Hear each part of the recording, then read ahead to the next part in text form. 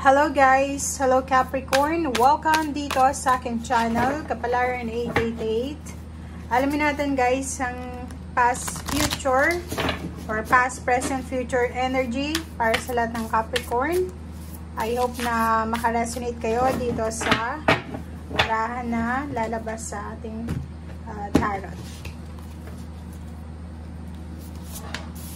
Okay, Capricorn, kung bago ka sa channel ko, please huwag mong kakalimutan na mag-like and share, mag-subscribe, and i-press ang notification bell button para ikaw ay maging updated sa mga videos na ina-upload ko. Everyday tayo nag-upload, so pwede kang makaresonate. Okay.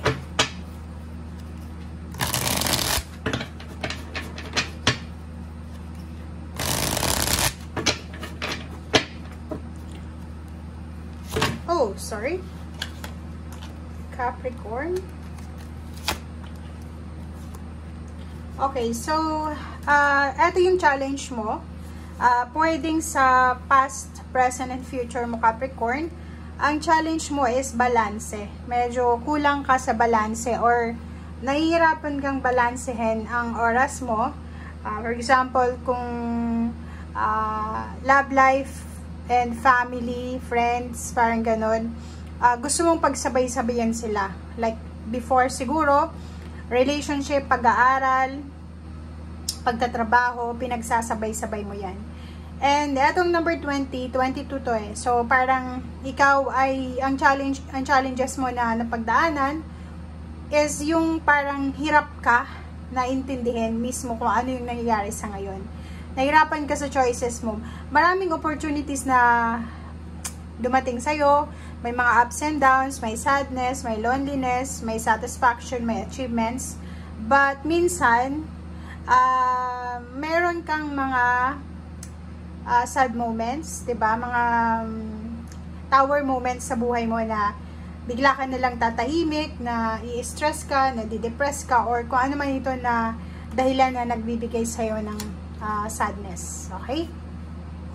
And yung iba din sa inyo dito is yung challenges nyo is yung nahihirapan kayong lumabas sa isang situation. Like relationship, kahit gusto mo nang makipaghiwalay, hirap ka na makipaghiwalay. Yung iba din sa inyo, trabaho, kahit sobrang toxic na trabaho, ipoprove mo pa rin sa sarili mo na kaya ko to. Ipoprove mo pa rin sa sarili mo na deserve mo ito. So, pinaghirapan mo ito. So, gagawin mo ang lahat.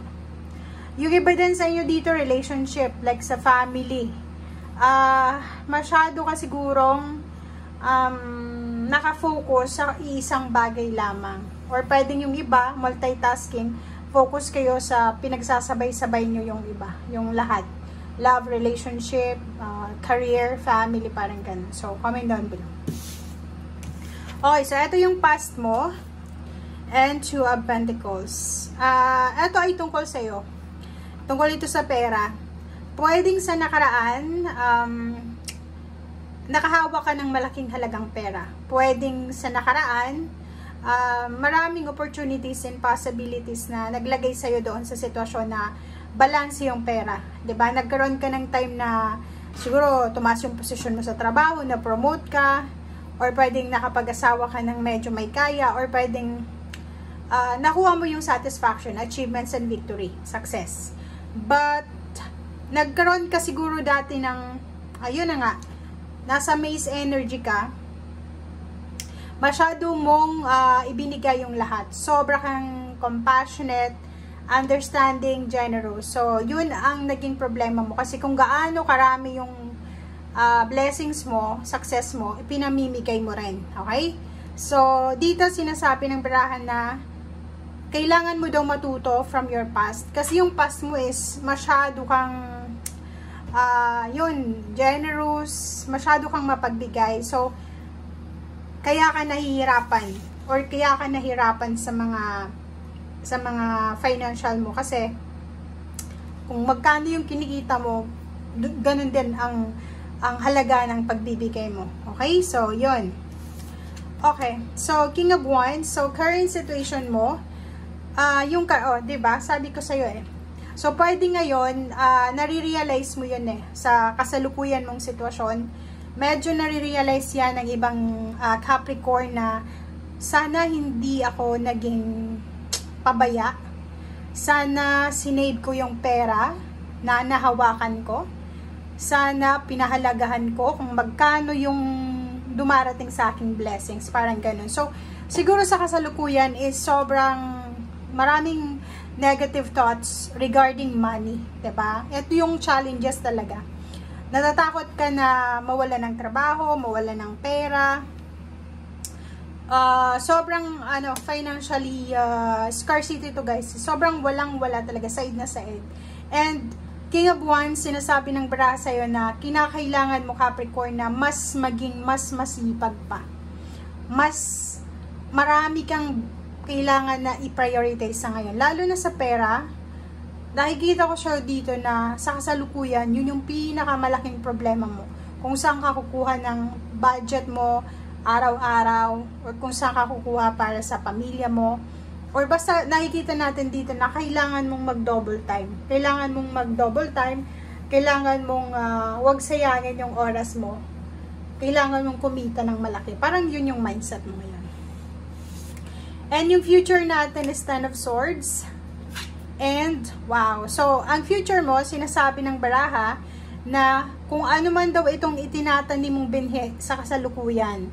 For example, nag-aaral ka, nagnenegosyo ka, nagtatrabaho ka, multitasking ka sa pagsisave ng pera kasi natuto ka na nga sa nakaraan, makukuha mo daw yung harvest na yan sa future. So, lahat ginawa mo na yung best mo. Sa future daw is lahat ng efforts mo ay ibabalik sa'yo ng universe. So, lahat ng sacrifices mo, lahat ng mga yung ginagawa natin sa ngayon, ano man yan, trabaho, negosyo, relationship, kailangan mo lang ng konting pasensya. Dahil ibabalik yan sa'yo. May harvest season ka na naka-destiny para sa future. So, sa ngayon, habang naghihintay ka, or habang nagtatanim ka ng mga binhi, planuhin mo yung mga susunod mong steps para, or hakbang, para hindi ka na mamroblema gaya ng nangyayari sa'yo sa ngayon. Okay? Okay, and Ten of Swords, sinasabi sa'yo na sa future mo, posibleng may mga relationship na magtapos. So, pwedeng yung, kung ikaw ay may ka-live-in partner ngayon, or pwedeng meron kang girlfriend, boyfriend, siguro sa future, ibang tao yung mapapangasawa mo, or ibang tao itong magsisettle down ka sa ibang tao. Hindi yung kasalukuyan mo ngayon na relationship, kung hindi pa kayo kasal. Kasi itong Ten of Swords na ito is parang, siguro sa kasalukuyan to,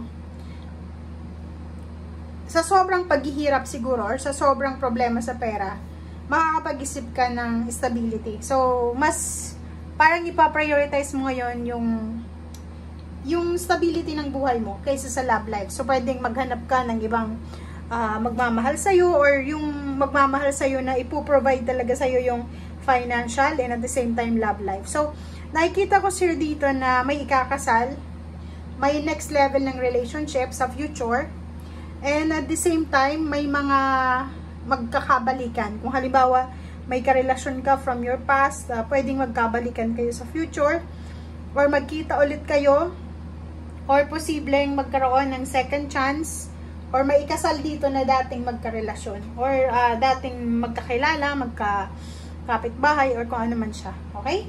So, yun guys ang sinasabi ng baraha. Maraming salamat sa panonood. See you again tomorrow. Bye!